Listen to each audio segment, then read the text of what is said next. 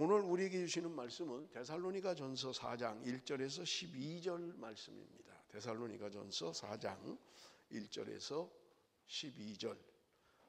제가 가지고 있는 신약성경 331쪽입니다. 우리 조나단 부모님들 다 통역기를 가지고 계신가요? 예. 우리 데살로니가전서 4장 1절에서 12절까지의 말씀. 우리 한 절씩 교독하도록 하겠습니다. 데살로니가전서 4장 1절에서 12절까지의 말씀. 그러므로 형제들아, 우리가 끝으로 주 예수 안에서 너희에게 구하고 권면하노니 너희가 마땅히 어떻게 행하며 하나님을 기쁘시게 할 수 있는지를 우리에게 배웠으니 곧 너희가 행하는 바라 더욱 많이 힘쓰라.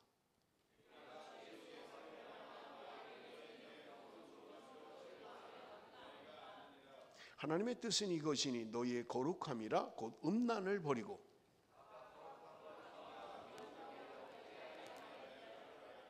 하나님을 모르는 이방인과 같이 세욕을 따르지 말고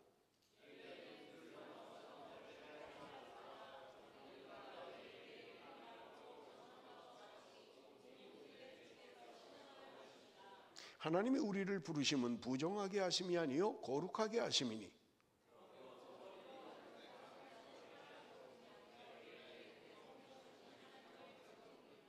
형제 사랑에 관하여는 너희에게 쓸 것이 없음은 너희들 자신이 하나님의 가르치심을 받아 서로 사랑함이라.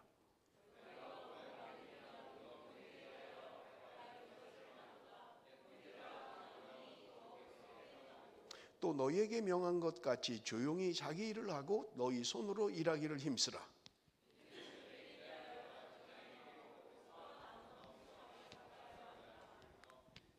아멘.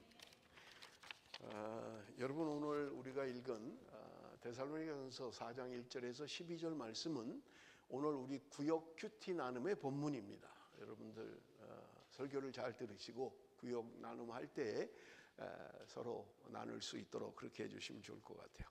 여러분, 데살로니가 교회 오늘 처음으로 설교를 해요. 그래서 여러분들 좀 서론적으로 역사적 배경을 말씀을 드리고 그 다음에 우리가 본문을 함께 은혜를 나누도록 하겠습니다. 여러분, 데살로니가 교회의 그 설립 배경은 사도행전 17장에 기록되어져 있는 것을 우리가 볼 수 있어요. 바울이 1차 전도 여행을 하고 나서 2차 전도 여행을 계획합니다. 1차 전도 여행 때 세워졌던 아시아 쪽에 있는 교회들을 2차 전도 여행 때도 바울이 좀 돌아보기를 원했던 거예요. 그런데 그 돌아보는 중에 드로아라고 하는 곳에 도착을 했을 때 환상을 보게 됩니다. 환상을 보게 돼요. 그게 뭐냐면 그 드로아 앞에 있는 바다가 지중해예요. 근데 그 지중해 건너편 마게도냐 쪽에서 사람이 건너와서 우리를 좀 도와달라라고 하는 그런 환상을 보게 됩니다. 그래서 바울이 아시아 쪽으로 복음을 전하려고 했던 계획을 변경해서 마게도냐, 지금 유럽이죠. 유럽 쪽으로 복음을 전하게 되는 것을 우리가 볼 수 있는 것입니다. 그것이 이제 데살로니가 교회에 세워지게 된 배경이고요. 마게도냐 쪽으로 복음을 전하려고 할 때 제일 먼저 세운 교회가 여러분 우리가 아는 빌립보 교회입니다. 그게 처음 세워졌던 교회고요. 두 번째 교회가 오늘 우리가 묵상한 데살로니가 교회예요. 우리 좀 지도를 좀 한번 보시면 여러분들 좀 도움이 될 것 같아요. 제가 또 이 짝대기를 안 갖고 나왔네. 짝대기를 안 갖고 나왔어.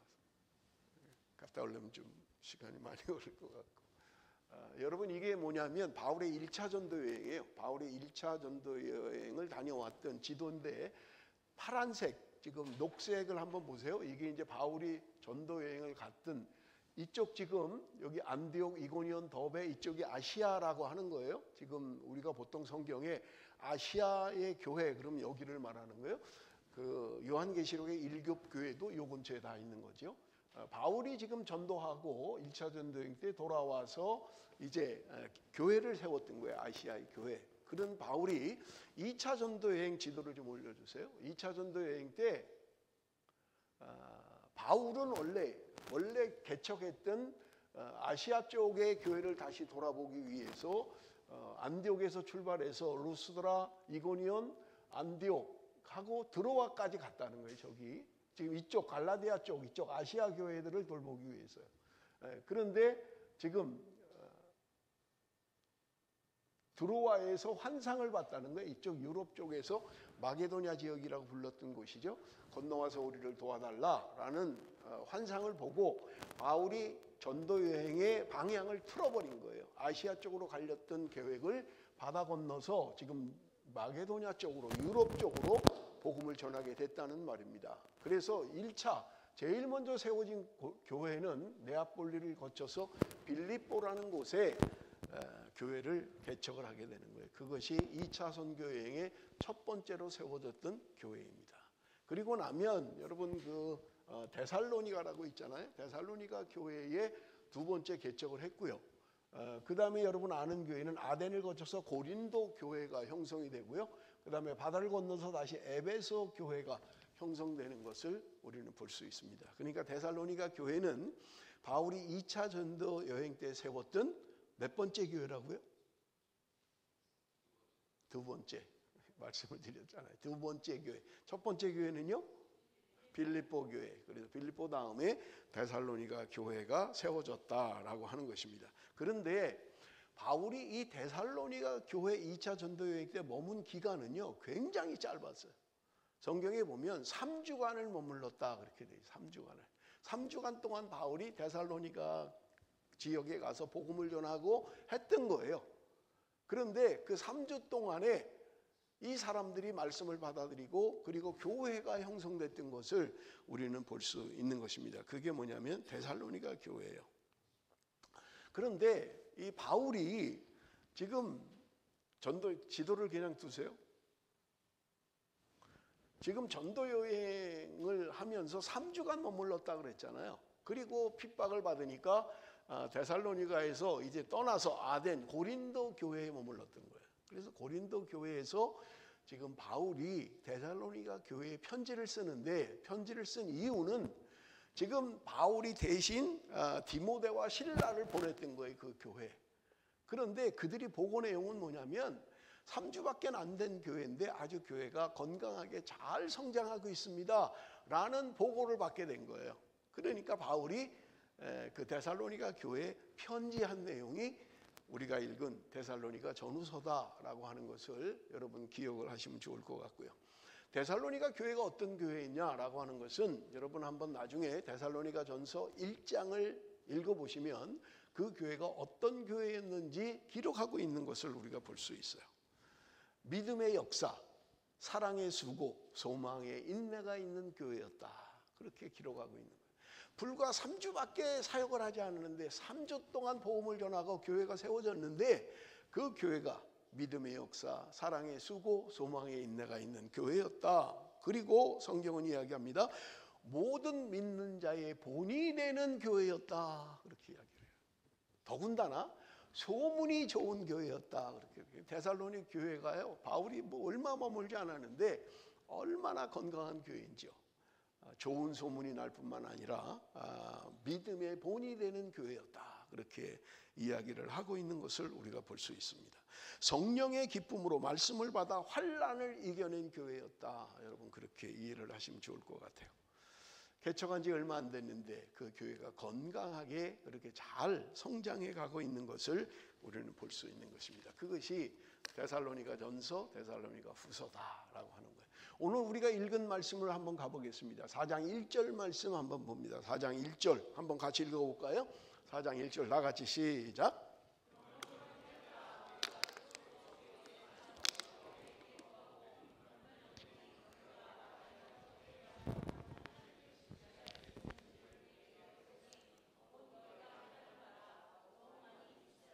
자, 여기 오늘 본문에 보면 끝으로 이렇게 돼 있어요. 그러면 형제들아 우리가 끝으로 주의 안에서 와. 끝으로. 여러분 끝으로 그러면 느낌이 어때요? 어떤 편지나 어떤 글의 마지막일 때 끝으로 이렇게 하잖아요. 그런데 여러분 개역 성경 우리가 전에 많이 가지고 있었던 개역 성경에는 이 끝으로라는 말을 뭐라고 번역을 했냐면 종말로 이렇게 번역했어요. 종말로. 그러면 여러분 끝으로라고 하는 말과 정말로 하는 말은 좀 어감이 다르죠? 정말로라고 하면 뭔가 정말 이제 주님이 오실 때가 되었나? 뭔가 좀 긴장감을 주지요. 그런데 끝으로라고 하는 것은 그냥 문서의 이제 결말이구나라고 하는 느낌을 주는 것을 우리가 볼 수 있는 것입니다. 바울은 지금 이 데살로니가 전서를 통해서 이야기하는 게 뭐냐면 어떻게 하면 하나님을 기쁘시게 할 수 있는가, 그리고 오늘 우리가 어떻게 살아야 하는가라고 하는 내용을 주로 너희들이 배웠다, 지금 데살로니가 교회를 향하여 이야기하고 있는 것이에요. 너희들이 배운 그것, 내가 짧게 얼마 안 머물러 있었지만 너희가 배운 그것을 행하라고 이야기하고 있는 것을 우리가 볼 수 있습니다. 1장 5절입니다. 제가 읽겠습니다. 이는 우리 복음이 너희에게 말로만 이른 것이 아니라 또한 능력과 성령과 큰 확신으로 된 것입니다. 우리가 너희 가운데 너희를 위하여 어떤 사람이 된 것은 너희가 아는 바와 같으니라. 지금 우리가 전한 복음은 3주밖에 복음을 전하지 못했지만 말로만 전한 게 아니라는 거예요. 우리가 전한 복음이라고 하는 것은 능력과 성령과 큰 확신으로 된 것이다 라고 이야기하고 있는 것을 우리는 볼 수 있습니다. 그러면서 하는 말이 너희를 위하여 어떤 사람이 된 것은 너희가 아는 바와 같으니라. 여러분 지금 이 편지의 내용을 보면 누구를 말하는 건지 어떻다는 건지 잘 이해가 안 될 수 있어요. 그렇잖아요. 너희를 위하여 어떤 사람이 된 것은 너희가 아는 바와 같다. 그러니까 이 편지가 헷갈리는 거예요. 우리로서는 지금 무슨 내용인지. 그런데 이 편지를 받았던 데살로니가 교회 교인들은 알고 있는 거예요. 지금 바울이 말하는 너희들이 알지라고 하는 것을 잘 알고 있는 것을 우리는 볼 수 있는 것입니다. 그래서 지금 이야기합니다. 바울의 삶이 상당히 어려웠던 것을 데살로니가전서에 이야기하고 있는데요. 2장 2절에 보면 이런 말씀이 있어요. 너희가 아는 바와 같이 우리가 먼저 빌립보에서 고난과 능욕을 당하였으나 우리 하나님을 힘입어 많은 싸움 중에 하나님의 복음을 너희에게 전하였노라. 빌립보 교회 제일 먼저 세운 교회라 그랬잖아요. 그리고 데살로니가로 갔으니까요. 거기서 굉장히 고난을 겪었다는 거예요. 여러분 빌립보 교회에서 바울은 감옥에 갇히게 됩니다. 복음을 전하다가 감옥에 갇혀요. 그래서 어려움을 겪었다고 지금 이야기하고 있는 것을 우리는 볼 수 있습니다. 그런가 하면 2장 4절 우리 한번 같이 읽어봅니다. 2장 4절 다 같이 시작.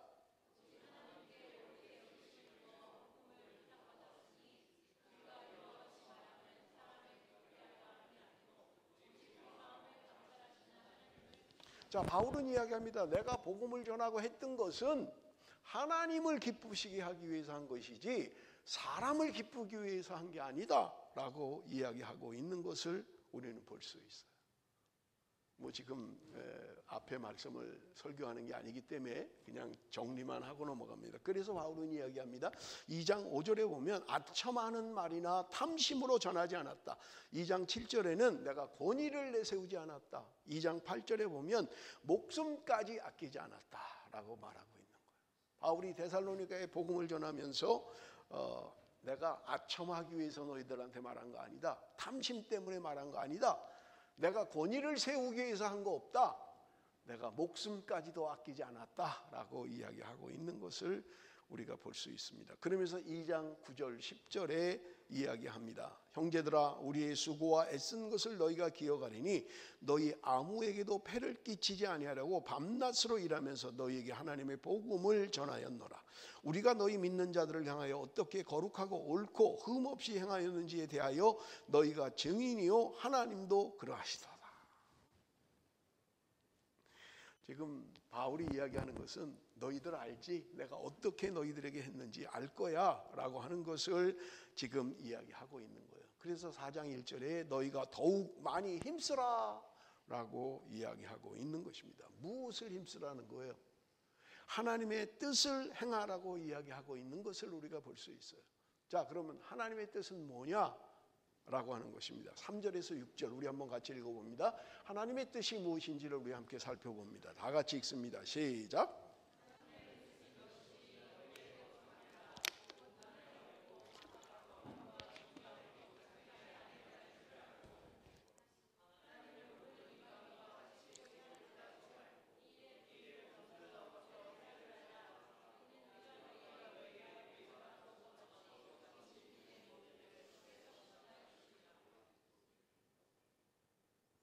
하나님의 뜻은 우리의 거룩함이다 라고 말합니다. 거룩이 뭐냐라고 하는 거예요. 거룩. 그것은 거룩한 삶은 단지 믿지 않는 사람들과의 구별을 넘어 하나님의 성품을 닮아가는 것입니다. 나는 안 믿는 사람하고 뭐가 달라? 나는 술, 담배도 안 하고 나는 정직하게 살았어 라고 하는 것 수준이 아니라는 거예요. 그것을 뛰어넘어서 하나님의 성품을 닮아갈 때 우리는 거룩하다라고 이야기한다는 거예요. 주님의 성품을 닮아야 되고요. 하나님의 성품을 닮아야 하는 것을 이야기하고 있는 것을 우리는 볼 수 있습니다. 그런데 3절에 보면 하나님의 뜻은 이것이 너희의 거룩함이라 곧 음란을 버리고 이렇게 돼요. 곧 음란을 버려라. 거룩이라는 것과 음란이라고 하는 것은 병행할 수 없는 거예요. 여러분, 이것은 물과 기름과 같은 거예요. 너희가 거룩하기 위해서는 음란을 버려야 된다는 거예요. 그래서 여러분, 내가 거룩합니다, 나는 주의 뜻대로 삽니다, 말씀 따라 삽니다 하는 자가 음란할 수 없다는 거예요. 세상 음란 가운데 살면서 나는 거룩합니다 라고 하는 것은 언어도단이라는 거예요. 왜냐하면 거룩이라는 것과 음란이라고 하는 것은 물과 기름 같은 거예요. 섞일 수가 없어요. 그러므로 여러분, 오늘 우리의 삶이 거룩한 삶이 되어야만 하는 사람들은 음란한 삶을 살면 안 된다고 이야기하고 있는 것을 우리는 볼 수 있습니다. 자, 거룩하게 살아라, 정결하게 살아라. 그런데 오늘 본문은 이야기합니다. 우리가 정결하게 살 수 있는 방법 두 가지를 이야기하고 있는 것을 우리는 볼 수 있어요. 하나는 긍정적인 것이고요, 하나는 부정적인 것을 이야기합니다. 먼저 긍정적인 것을 우리 살펴볼 텐데 4절 우리 한번 봅니다. 4절 말씀. 각각 거룩함과 존귀함으로 자기 아내 대할 줄을 알고, 이렇게 되어 있잖아요. 거룩한 삶을 살려면 어떻게 해야 되냐? 각각 거룩함과 존귀함으로 자기 아내 대할 줄을 알아야 된다는 거예요. 아내를 대할 때 거룩함과 존귀함으로 대해야 된다는 거예요. 우리 결혼한 남자분들 좀 찔리죠? 이런 말씀을 대하면 나는 아내를 거룩하게 대하고 있나요? 내가 아내를 존귀함으로 대하고 있나요? 나는 그렇습니다, 나는 그렇게 합니다 하는 사람이 저도 못합니다. 저도 못해요. 그런데 여러분, 지금 이 말씀이 우리는 개역개정 성경이에요. 그런데 개역 성경에는 뭐라고 되어 있냐면 이렇게 되어 있어요. 각각 거룩함과 존귀함으로 자기 아내 취할 줄을 알고, 이렇게 돼요. 개역개정은 아내를 대할 줄 알고 거룩함과 진실함으로 대하라 라고 되어 있지만, 개역 성경에는 거룩함과 존귀함으로 자기 아내를 취해라 이렇게 되어 있다는 말이에요. 어감이 조금 다르죠? 성경의 좀 차이 때문에 그렇습니다. 그런데 여러분, 이 말은요, 신학자들 사이에 굉장히 논쟁거리입니다. 뭐 어려운 거 없잖아요. 그런데 굉장히 어려운 논쟁 중에 하나예요. 왜 그러냐면 지금 여기 아내, 거룩함과 진실함으로 존귀함으로 아내를 대하라, 아내라는 단어 때문에 그런 거예요.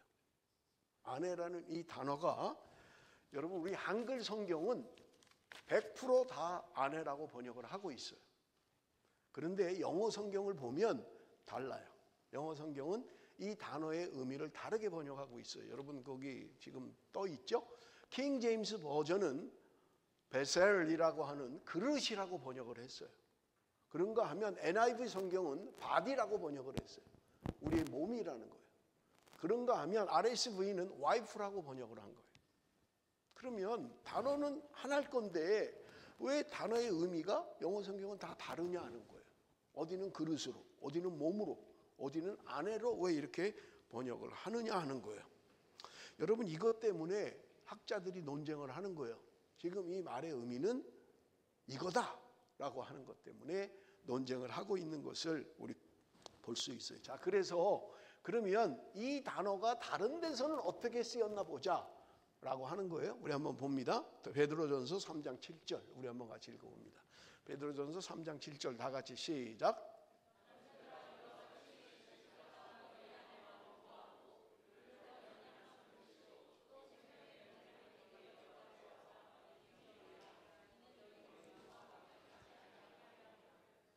자, 여기 7절에 보면 그를 더 연약한 그릇이요라고 번역을 했어요. 그런데 이 그릇은 뭘 말하는 거예요, 지금?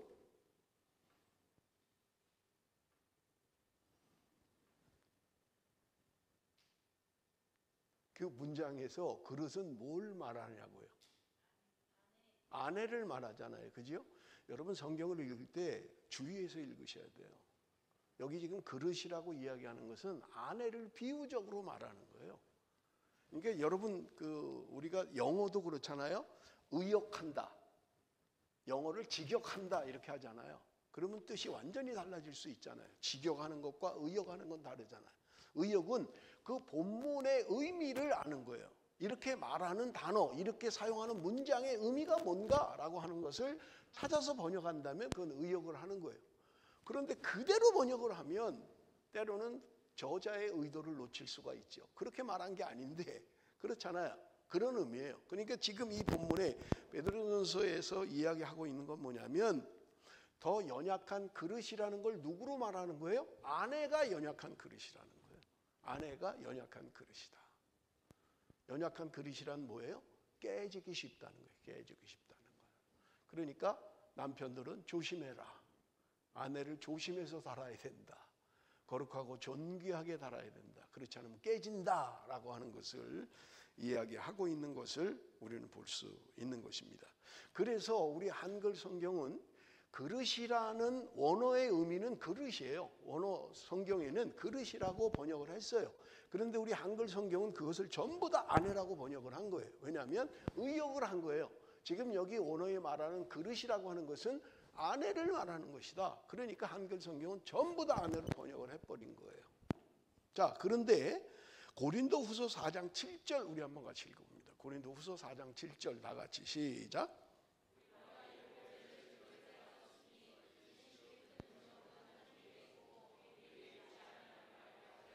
자, 여기 보니까 우리가 이 보배를 질그릇에 가졌으니 라고 이야기하고 있어요. 보배. 이 마이크가 자꾸 닿아서 그런가 봐요. 보배라고 하는 게 질그릇에 담아 있다는 거예요. 그러면 여러분 오늘 그리스도인들이 보배는 무엇입니까? 우리가 복음을 받고 복음의 말씀일 수 있어요. 내 안에 거하시는 성령, 내 안에 계시는 예수 그리스도 보배예요. 그런데 어디에 담겨 있다고요? 질그릇에 담겨 있다는 거예요. 그래서 이 질그릇이라고 표현하는 지금 베드로 후서 4장 7절의 질그릇은 우리의 몸을 말하고 있다는 거예요. 우리 안에 보배로운 것을 가지고 있다는 거예요. 그래서 바울이 이것을 깨닫고 바울의 서신에서 이야기하는 게 뭐예요? 우리의 몸은 성전이다 이렇게 이야기하는 거예요. 왜냐하면 우리 안에 성령이 계시기 때문에, 우리 안에 주님이 계시기 때문에 우리의 몸은 성전이다 이렇게 이야기를 했던 거예요. 그렇다면 여러분 고린도후서에서 말하는 이 질그릇은 뭘까요? 보배를 질그릇에 가졌다라고 하는 이 질그릇은 뭐예요? 아내예요? 아니잖아요. 바디잖아요. 몸. 우리 몸에 우리 안에 성령이 계시다. 우리 몸 안에 주님이 계시다라고 해석을 해야 되잖아요.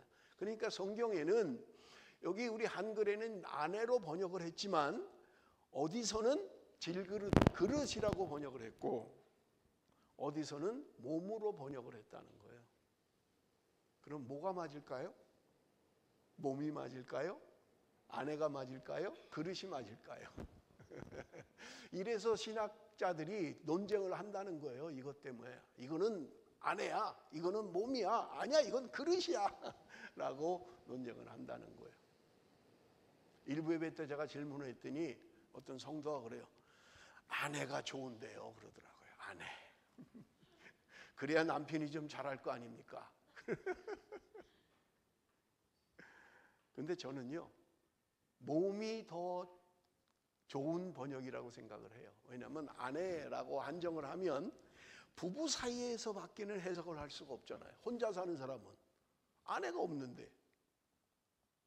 그런데 몸이라고 하면 결혼을 했든지 안 했든지 거룩함과 존귀함으로 너의 몸을 대할 줄 알아라. 말이 되잖아요. 그죠? 그래서 몸으로 해석하면 결혼을 했든 안 했든 모든 그리스도인들에게 하는 말씀이다라고 해석을 할 수 있다는 말입니다. 4절에 보니까 우리가 이미 읽어봤습니다만은 각각 거룩함과 존귀함으로 자기의 몸을 다스릴 줄 알고, 이 몸으로 이제 번역을 하는 거예요. 그러면 몸을 다스릴 줄 알아야 된다라고 할 때, 여러분 우리가 정결한 삶, 거룩한 삶이란 뭐냐? 너희 몸을 다스리라는 거예요. 몸을. 너희 몸을 깨끗하게 해라. 몸을 다스리라라고 이야기하고 해석할 수 있다는 말입니다. 지금 이 본문이 우리에게 이야기하는 건 뭐냐면 성적 생활에 대해서 이야기하는 거예요. 성적 생활에 대해서. 그래서 너희 몸을 거룩하고 존귀하게 여겨라. 죄송합니다. 좀 제가 올릴게요. 너무 낮아서 자꾸 걸리네. 또는 아내를 대할 때 거룩함과 존귀함으로 대해라. 너희 몸을 대할 때 거룩함과 존귀함으로 대해라 라고 이야기하고 있는 것을 우리는 볼 수 있는 것입니다.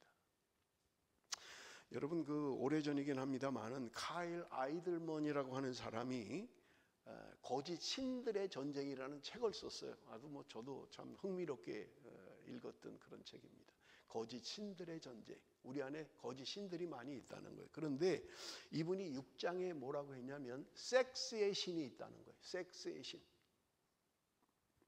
그러면서 인용했던 게 뭐냐면 사무엘하 13장에 나오는 다말과 암논의 이야기를 비유로 들었어요. 여러분 암논과 다말의 이야기를 아시죠?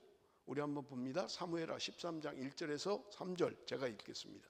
그 후에 일이 있으니라 다윗의 아들 압살롬에게 아름다운 누이가 있으니 이름은 다말이라. 다윗의 다른 아들 암논이 그를 사랑하나 그는 처녀이므로 어찌할 수 없는 줄을 알고 암논이 그의 누이 다말 때문에 우루하로 알미암아 병이 되니라. 암논에게 요나답이라고 하는 친구가 있으니 그는 다윗의 형 시므아의 아들이요 심히 간교한 자라. 지금 암논이라고 하는 다윗의 아들이 물론 자기 피를 같이 한 여동생은 아니죠. 배다른 여동생이죠. 다말을 사랑했다는 거예요. 여기 오늘 보면 그런데 어쨌든 형제잖아요. 그러니까 어찌하지 못했다는 거예요. 그것 때문에 병이 들었다. 아마 상사병이 들었는지 병이 됐다는 거예요. 그게. 그러니까 옆에 있는 다윗의 형 시므아의 아들, 여러분 이 친구가 요나답이라고 하는 친구가 암논에게 코치를 하는 거예요. 넌 이렇게 해라. 그러면 네가 원하는 대로 할 수 있을 것이다 라고 코치를 했던 거예요. 그래서 암논이 요나답이 시키는 대로 해서 자기 여동생을 강간을 합니다. 여러분 사무엘하 13장 14절에서 18절 여러분 굉장히 중요한 거예요. 우리 한번 좀 보겠습니다. 사무엘하 13장 14절에서 18절 우리 한번 좀 길지만 같이 읽어봅니다. 우리 학생들 꼭 읽어야 돼요. 학생들도 다 같이 읽습니다. 시작.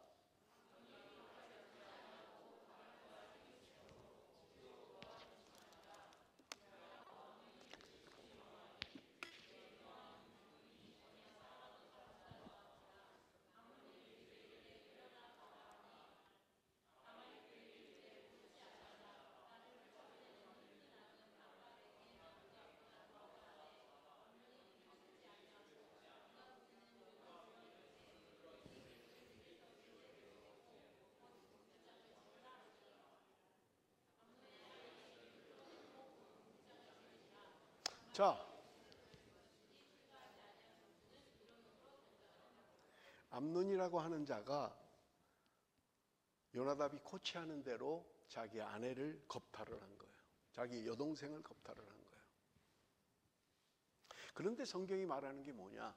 이전에 사랑하는 마음보다 미움의 마음이 더 컸다는 거예요. 자기 여동생을 겁탈한 다음에 내쫓아 버렸던 거예요. 그리고 문빗장을 질러라, 내쫓아라 라고 했던 거예요. 그러니까 다말이 하는 말이 너 지금 하는 게 나를 강간한 것보다 더 나쁜 짓이야. 나를 이렇게 내보내는 건 잘못된 거야 라고 이야기한다는 말입니다. 이해가 되시나요, 여러분? 이 본문이 이해가 되세요? 우리 아이들을 지도하는 데 굉장히 중요한 것입니다. 사랑이라고 표현을 했어요. 사랑을 했으면 책임을 져야 될 거 아니에요. 여러분, 죄송합니다. 남자들의 속성이에요. 제가 좀 정난하게 표현하면 수컷의 성향입니다. 내가 원하는 것, 내가 차지하고 싶은 것 차지하고 나면 버리는 거예요. 왜? 다음 목표를 향해서. 내가 점령할 때까지, 내가 가질 때까지는 이제 별과 별 가모니서를 당합니다. 뭐 좋은 선물 주고 좋은 데 가서 먹이고 뭐 나는 당신밖에 없습니다. 뭐 이렇게 온갖 아첨과 하고 정복을 하고 나면 너 아직도 집에 안 갔니? 이러는 거예요. 무슨 말인지 모르시죠? 연애를 할 때 처음에는 막 집에까지 데려다 주고 괜찮다고 나 그냥 버스 타고 가면 된다 그래도 아니야 너 어떻게 혼자 보내니 내가 너를 집까지 데려다 줄게 이렇게 하다가 관계를 맺고 나면 그 다음에 이제 안 데려다 주는 거예요. 너 아직 집에 안 갔어? 그전에는 난리를 치고 뭐 해야 되는 것처럼.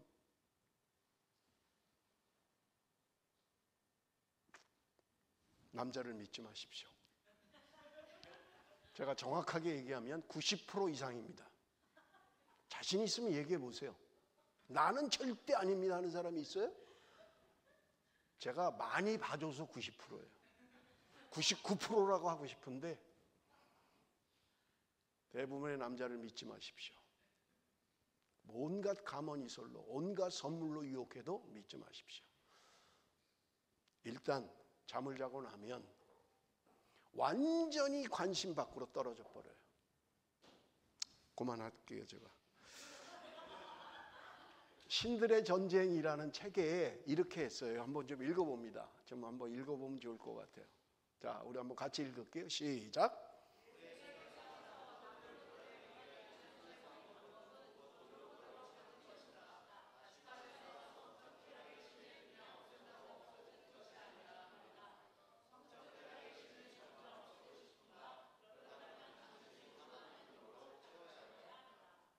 여러분 그냥 내가 나는 이제 음란한 생각 안 할 거야, 음란한 삶 안 살 거야 라고 해서 되는 게 아니라는 거예요. 금방 또 그렇게 된다는 거예요. 그런데 가능한 게 뭐냐, 내 안에 있는 음란한 생각을 버리고 내 안에 다른 것으로 채워야 된다는 거예요. 하나님의 거룩한 것으로 채워야 된다는 거예요. 세상의 기쁨이 아니라 하나님이 주시는 세상에 알 수 없는 기쁨으로 채워야 된다는 거예요. 그렇지 않으면요, 죄송합니다. 나이가 들었든 안 들었든 이 상황에서 벗어날 수가 없어요.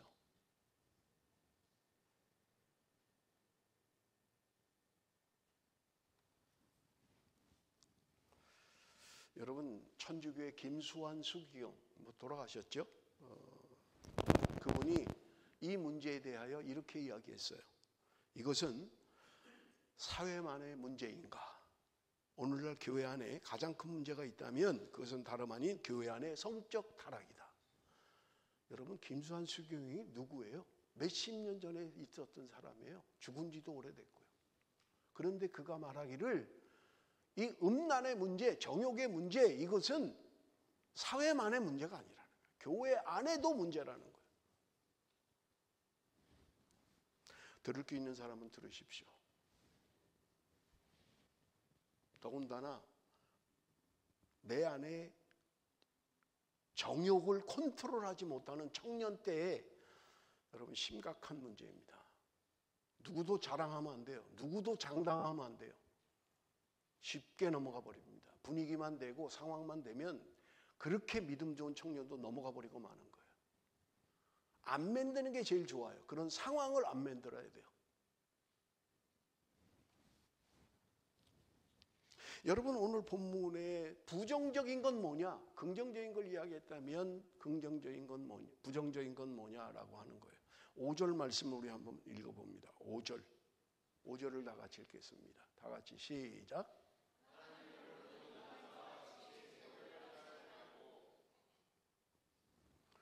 하나님을 모르는 이방인들과 같이 정욕을 따라 살면 안 된다고 이야기하고 있는 것입니다.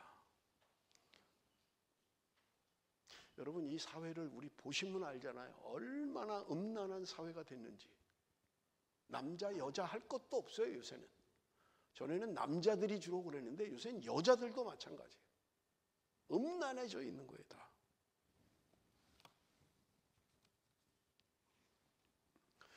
정욕을 따라 살면 안 된다고 이야기하고 있는 것입니다.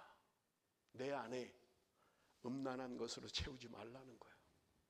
제가 여러 번 말씀드렸잖아요. 보는 것 주의해야 됩니다. 눈으로 보는 건요, 생각하는 거하고 달라요. 내 머리에 남아 있습니다, 영상이. 내가 음란한 사이트에 들어가서 보면 이게 굉장히 오래 가는 거예요. 그게 어느 사람은요, 평생 가는 사람도 있어요. 나도 그렇게 한번 해봐야지. 나도 저렇게 한번 하면, 죄송합니다.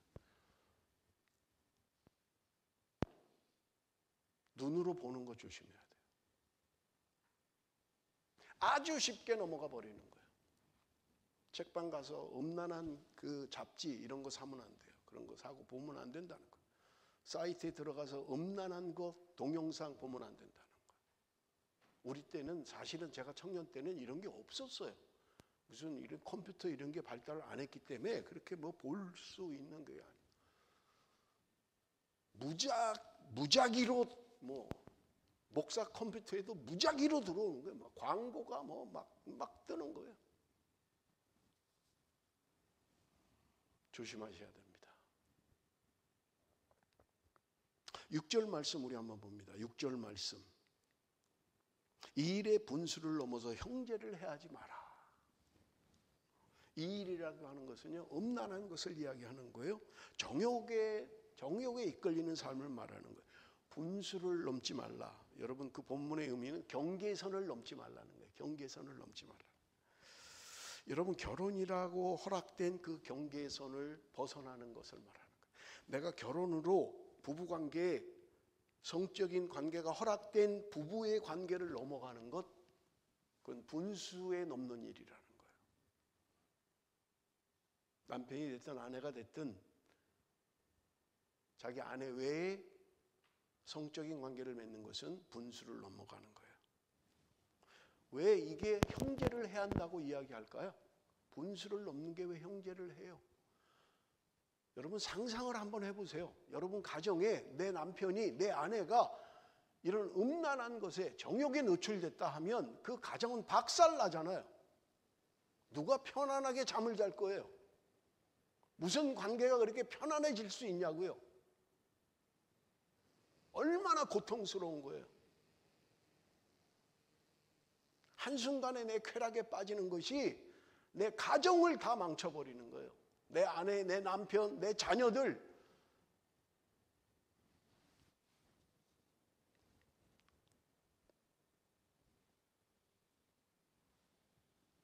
(6절) 하반절에 말씀합니다. 이 모든 일에 주께서 신원하여 주심이라.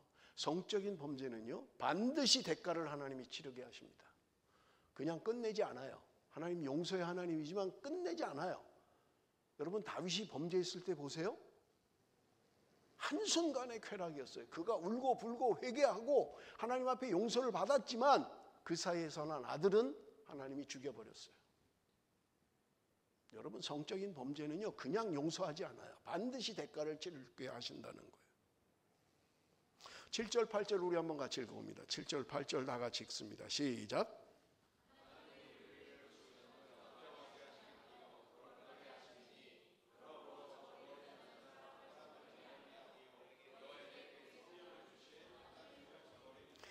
우리를 부르신 것은 부정케 하기 위해서 부른 게 아니라 거룩하게 하기 위해서 부르었다는 거예요. 이것을 저버리는 사람은 사람을 저버리는 것이 아니라 하나님을 저버리는 것이라고 말씀하고 있는 것입니다. 집사님, 그렇게 하면 안 돼요. 청년들 조심하세요. 안 돼요. 라고 했는데, 난 상관없어. 난 그까짓 거. 무슨 말을 하든 난 내 기분대로, 내 느낌대로. 그렇게 하면 하나님을 저버리는 것이 된다는 거예요. 요한일서 1장 9절. 만일 우리가 우리 죄를 자백하면 저는 미쁘시고 의로우사 우리 죄를 사하시며 모든 불의에서 우리를 깨끗하게 하실 것이요. 여러분, 성경은 이야기합니다. 모든 불의에서 우리를 깨끗해 하신다는 거예요. 그런데 그럼에도 불구하고 성적인 범죄는 하나님이 대가를 치르게 하신다는 거예요. 다 뭐 용서 하나님이 해주시는 거 아니야? 모든 죄를 용서하세요. 그런데 내가 저지른 성적인 죄는 하나님이 대가를 치르게 하시겠다고 말씀하고 있는 것을 우리가 볼 수 있습니다. 고린도후서 11장 2절 우리 한번 같이 읽어봅니다. 다 같이 읽습니다. 시작.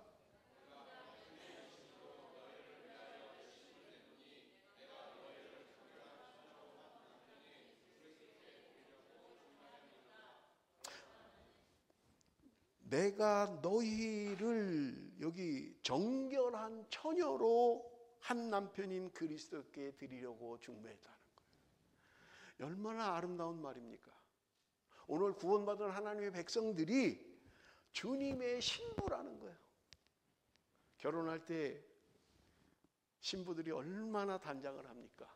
뭐 한 달, 두 달 그냥 뭐 그 전부터 뭐 피부 마사지 무슨 뭐 하잖아요. 우리 애도 보니까 2번을 결혼했잖아요. 여기서 하고 한국에서 하고. 첫 번째 입었던 드레스가 안 맞는 거예요. 한국 가서 입어야 되는데. 살이 쪄가지고 아무리 배에 힘을 주고 해도 안 맞는 거예요.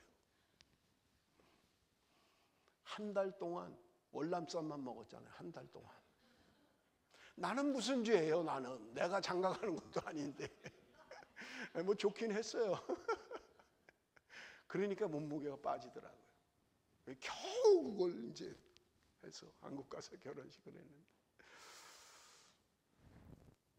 여러분, 우리의 삶의 목표, 내가 아름다운 신부가 되는 거예요. 주님의 아름다운 신부로 살아가는 그 정결함, 그 깨끗함. 내가 주님 앞에 섰을 때, 내가 신랑 대신 예수님 앞에 섰을 때 흠이 없는 아름다운 신부로. 이것이 우리의 소망이라는 말이에요. 그래서 여러분, 우리가 음란한 삶을 살면 안 되고요. 거룩한 삶, 존귀한 삶을 살아야 된다는 거예요. 그럴 때 하나님이 기뻐하신다라고 하는 것을 여러분 우리는 기억해야만 합니다. 나는 주님의 신부다. 나는 주님의 신부다. 내가 정결한 삶을 살 수 있도록. 여러분, 이 시간에 결심하십시오. 나는 이제 제가 제 몸을 지키겠습니다. 성적인 범죄를 짓지 않겠습니다. 내가 깨끗한 처녀와 같이, 신부와 같이 정결하게 그렇게 살기를 원합니다. 신앙의 본질입니다. 여러분, 내가 이 땅에 세상의 것으로 나를 채우지 마시고 하나님이 주시는 기쁨, 세상이 알 수 없는 기쁨, 그것으로 채우십시오. 내 안에 더러운 음란한 생각들, 음란한 것들을 버리시고 하나님의 은혜로 채우십시오. 하나님의 영으로 채우십시오. 그러면 여러분, 우리는 거룩한 신부로, 존귀한 신앙의 사람으로 살아갈 수 있을 것입니다. 말씀을 맺겠습니다. 우리가 살아가는 세대는 정말 험악한 세상입니다. 성적으로도 참 어려운 시대입니다.